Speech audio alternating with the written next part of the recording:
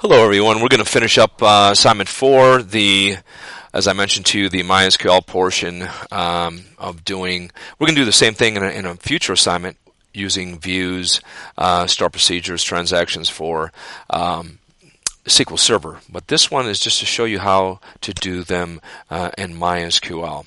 We did the first three, A, B, and C. We're going to finish up here with store procedures, D, E, do another view in F, and finally create a transaction in G. And again, as I mentioned to you, please go to the notes section. I have further documentation in the notes section on what views are, what store procedures are, what transactions are, and how to use them in both MySQL and Microsoft SQL Server, as well as a template file. Okay, D, create a store procedure that accepts a user's ID and displays the user's name, the institution names, and the account types to which the user is associated, sort in descending order by account type.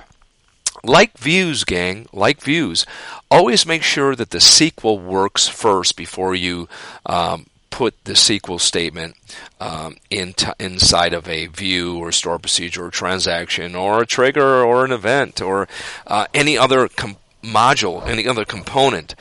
Make sure that the actual SQL works first. So let's take a look at that SQL. Now, first of all, a little bit of background. Again, I don't want to go into too much detail, but why use store procedures? Well, one, they can permit modular programming. They can permit faster execution because they're actually pre-compiled on the DBMS. They can reduce also network traffic because you're not passing raw SQL over the network, and they're also safety. They provide a security enhancement and a mechanism in that they don't actually pass the raw SQL over the network, but they're only making a call to a store procedure that's in memory on the DBMS. As well, the other issue is we're only passing either the call to the store procedure and any associated parameters. All right, let's begin.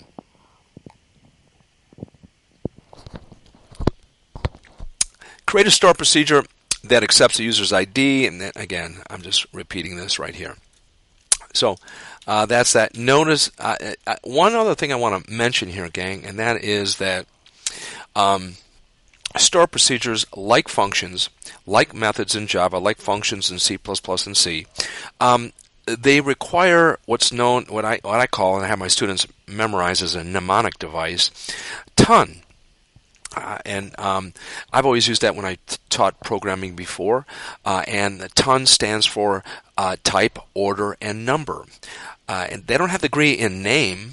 In other words, the argument that's being used in the call doesn't have to have the same name as the parameter that's used in the store procedure signature, but they have to agree in ton, and that's type, order, and number. Just remember that mnemonic device, and I'm going to get back to that here in a second. All store procedures, functions, methods must agree in ton, type, order, and number. All right, so as mentioned before, always do the select statement first. So we want user's ID, just user's name, institution names, account types to which the user is associated, sort in descending order by account type. Again, just like in any other SQL statement, you guys, when do you use joins? The only time you need to use joins is when the attributes exist in more than one table. And here the attributes exist in the user table, the source table, the institution table, the account, and the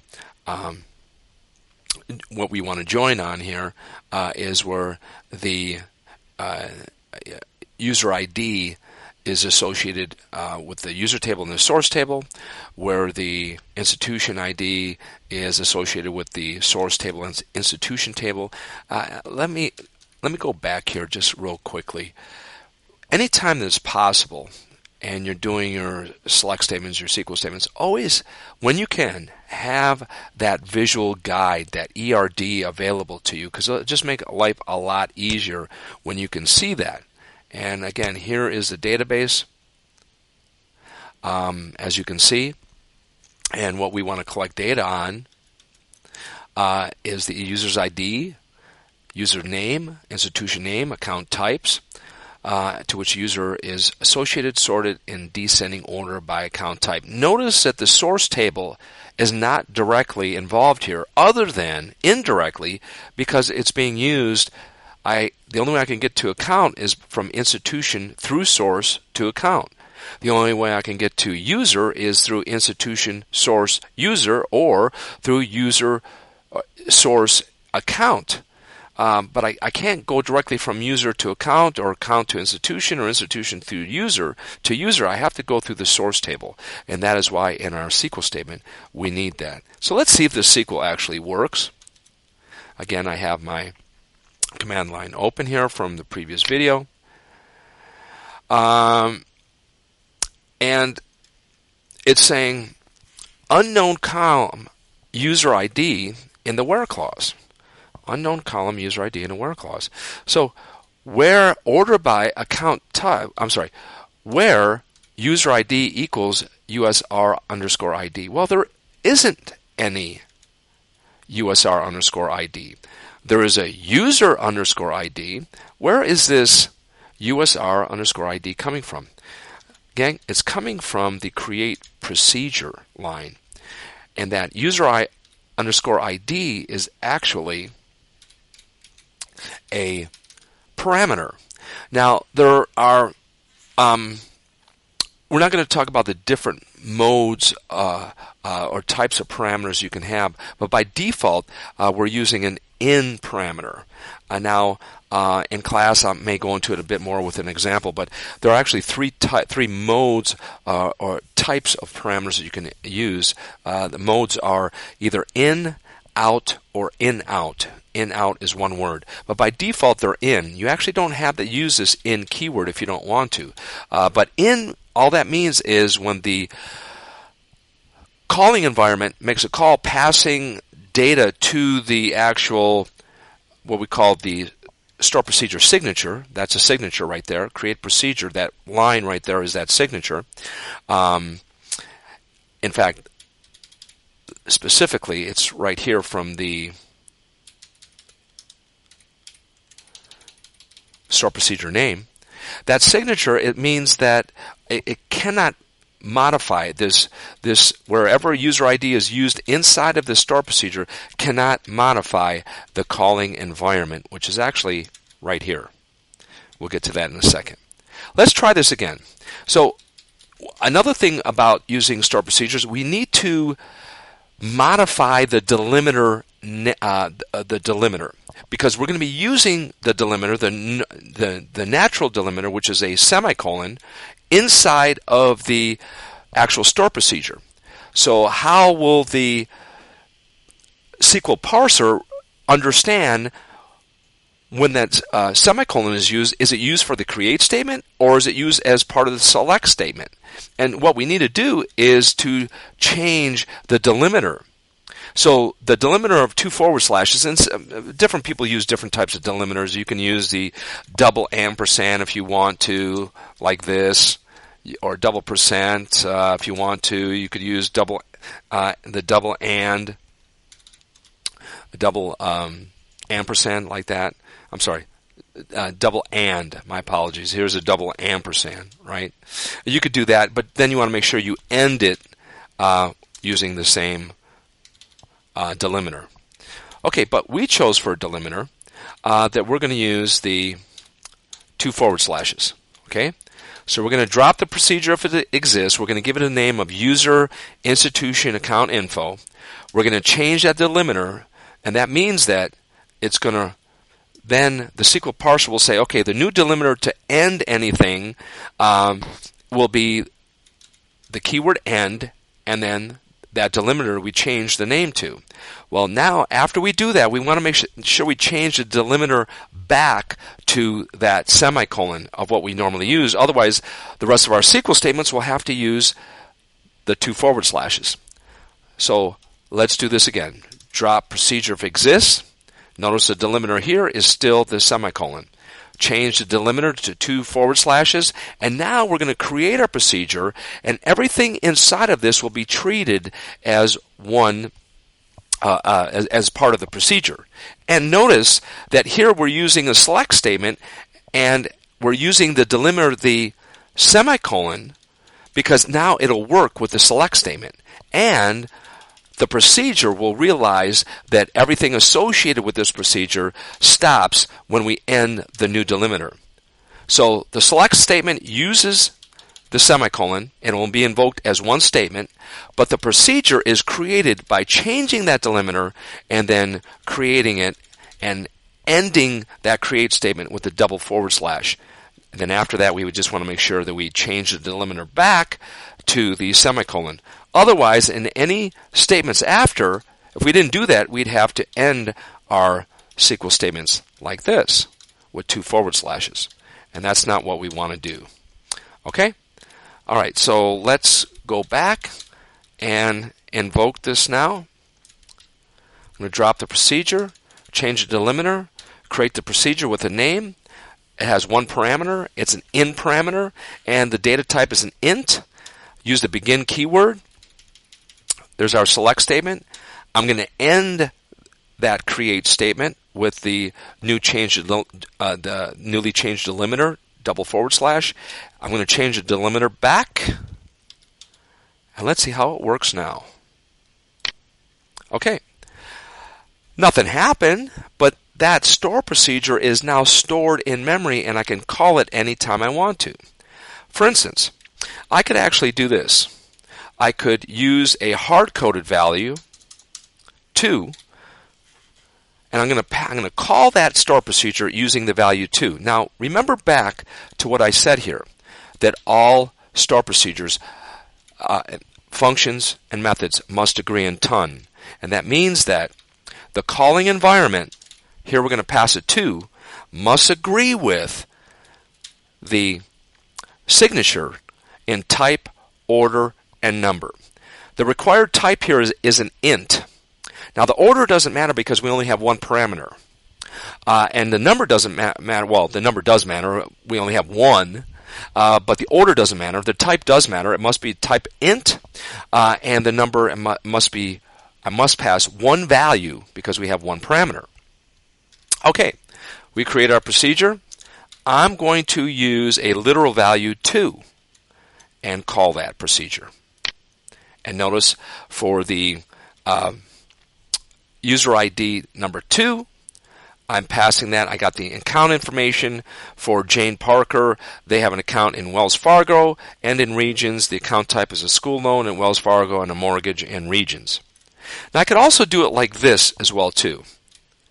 I could also create a variable in MySQL using the set keyword, the ampersand, or I always get those two confused. The ampersand is this. That's the ampersand. My apologies. The @ symbol is that, and I always get those two confused. Anyway, using the set keyword and the @ symbol indicates that whatever I include after that is going to be a name of a variable. And so, and no space after it, by the way. So it has to have the @ symbol and then the name of the variable. So what I'm doing here at the same time, I'm initializing this variable UID to the number 2. And now I can use that user ID anytime I want to. So I could do it like this. My apologies. I got to use the set keyword first, then pass it. And notice I got that. I could also do this, set it to another value, say 5. And notice I'm making that call, so I could set the variable and then pass that variable value like this. And notice these are two different ones. Johnny Depp is the user ID for number 5, 2 institutions, and 2 different account types. All right. Now, the benefit of using a variable is that you can pass these values using, if you can think about it, an HTML form with a drop-down menu. And I select the user's name, passing the user's ID from the form, from that drop-down menu, and it would pass it to this calling environment right here. And then whatever's in that user ID Could be a 5, could be a 2, could be a 3, depending on how many users you have. It makes it much more versatile rather than just passing a literal value. I would put that value inside of a variable rather than doing something like that. But both would work. Okay, so the answer for D is this. Actually, I want to make sure you include a delimiter. And really, you want to include the drop statement too. There's a create, and here is your call. Okay? Okay, let's go to the next one. The next one is E. Create a store procedure that only displays users' names, account types, and transactions for each account, including transaction type, method, amount, and order, and date time. Include date time under one header for each user. Sort in descending order by last name, ascending order of amount. Name it user, account, transaction, info. All right. Now, what I'm going to do is go to E, and here is, I'm not going to explain all this, gang. You could look up some of this. I've explained some of this in class before. We want to format the date here in a particular format. So what I suggest you do, if you're not familiar with this function, just look up MySQL date underscore format function and see how it works. We're passing various options, the C option, and then we're passing a /, the E option, and then another /, the Y option, and then the R, and you'll see what that does to it here in a second. The answer, really, again, you want to always do the select statement first. Here's our select statement.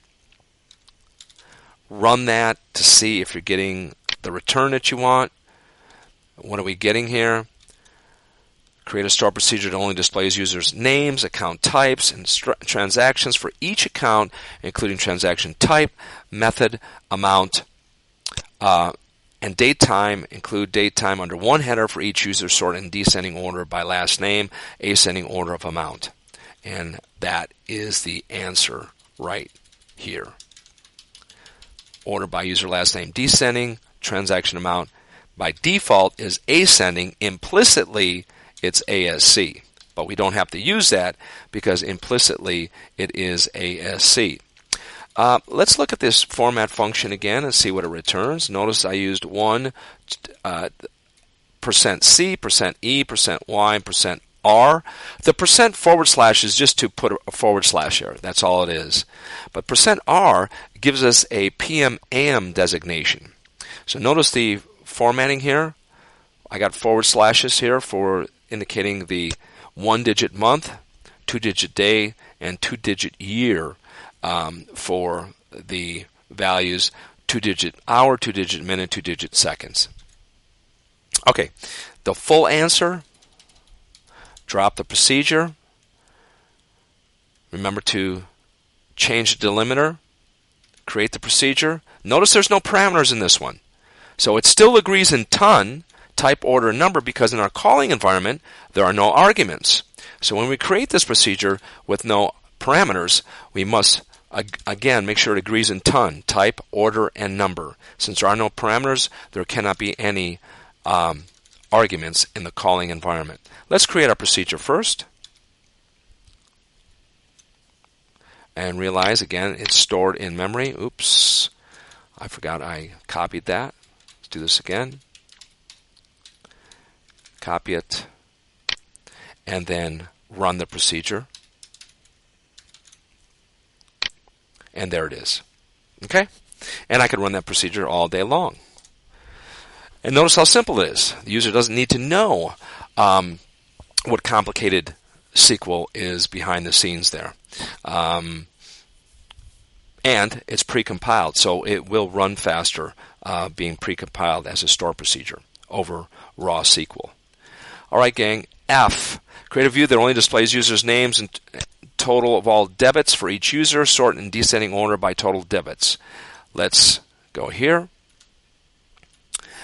The solution actually is right here.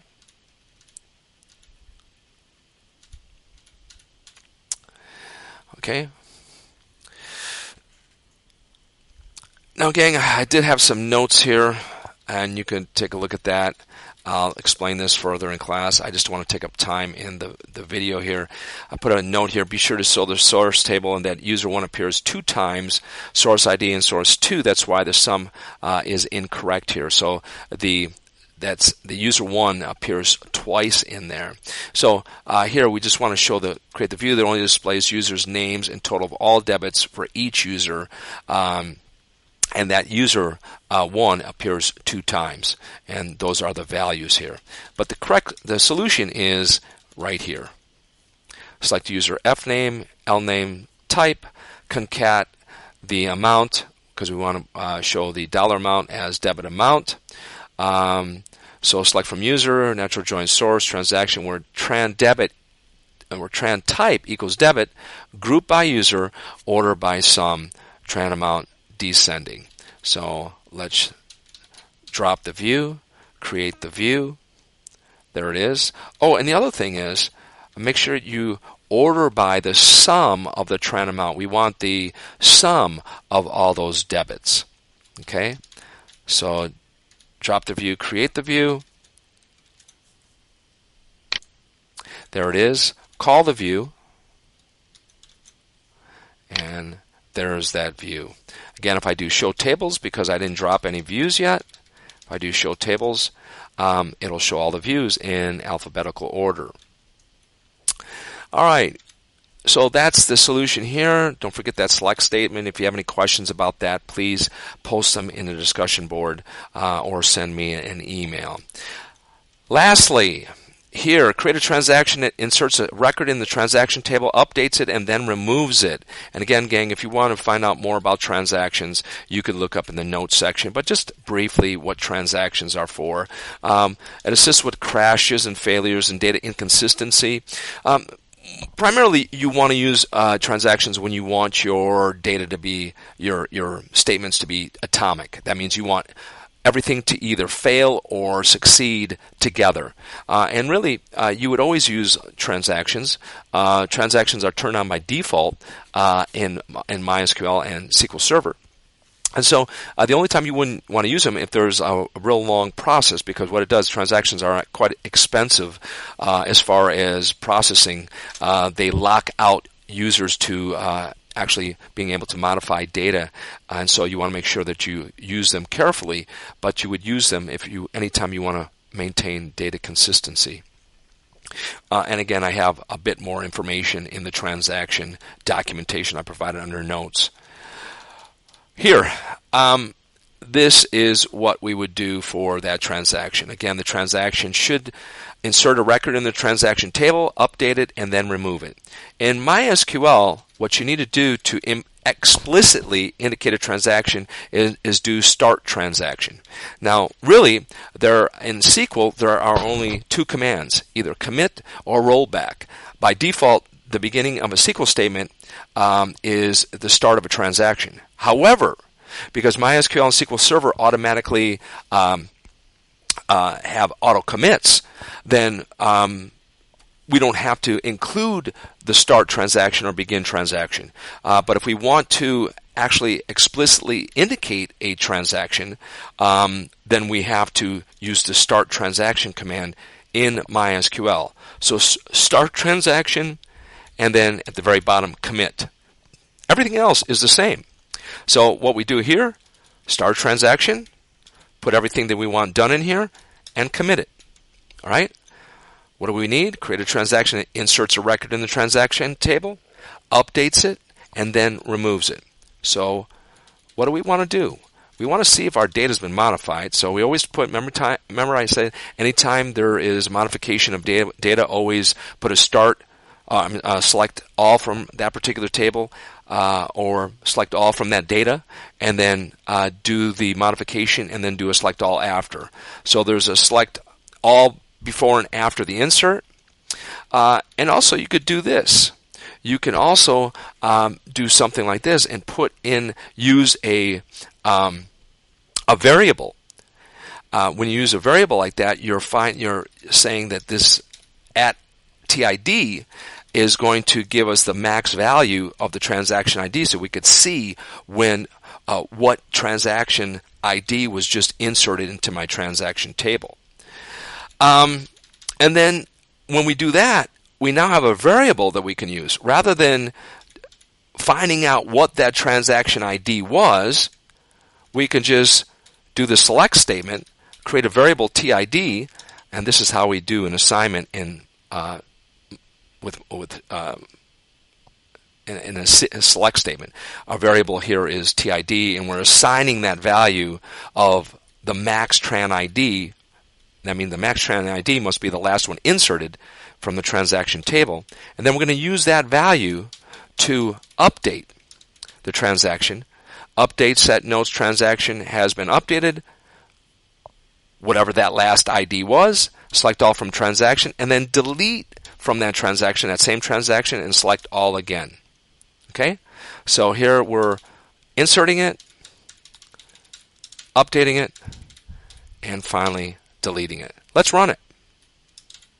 Here's our entire transaction, which is going to be either successfully committed altogether or rolled back altogether.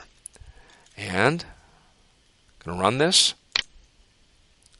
Okay, let's see what happened here from our begin statement.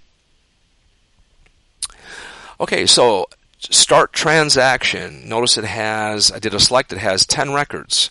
Notice I did my insert, it has 11 records. After the insert, we do an update. Notice in my 11th record here, here's the insert, and then here's our update. And the update, all we're doing here in our update is putting in some notes in the notes attribute for that last particular ID. Let's see if it did that. Here it is right here. Transaction has been updated. Notice in this one, it didn't include that in the notes, but this one does. And then finally, we're going to take that same transaction and we're going to delete it. Let's see if that worked as well too. Scroll down here and you can see we're back to 10 records. Okay? So what we did in our transaction is we inserted a transaction, selected all, we created a variable based upon the last transaction ID, which would be the last one inserted. We updated the transaction using that variable value, and then we deleted that transaction using the variable value. Giving you something else, gang, that's not in the assignment, and this is for watching the video. You actually will have an extra credit question here, and I'm going to show you that answer right now. That extra credit question is, create a view that only displays users' names and phone numbers, institution names, phone numbers, and contact info, account types with account start dates, all transaction info, and category types for each user. Name it v_user_finance_info. Without any further ado, I'm just going to give you the answer here, and you can take a look at it. Let me know if you have any questions. Again, always do the select statement first. Here's a select statement. You can pause that. Again, if you have any questions, let me know. Put them in the discussion board. I have some notes here too about what these options mean for the date underscore format function. But this is the answer. Select. Always do your select first. Let's see if it works. There it is. Let's see if the view works. Drop view, create the view, and select all from the view. Here, just let me do the view. Let's create it. And now let's use it. Select all from v_user_finance_info. And there it is. That's the data. There is the solution right here for 15 extra points. All right, gang, if you have any questions, please let me know. Post them to the discussion board. See you all in class.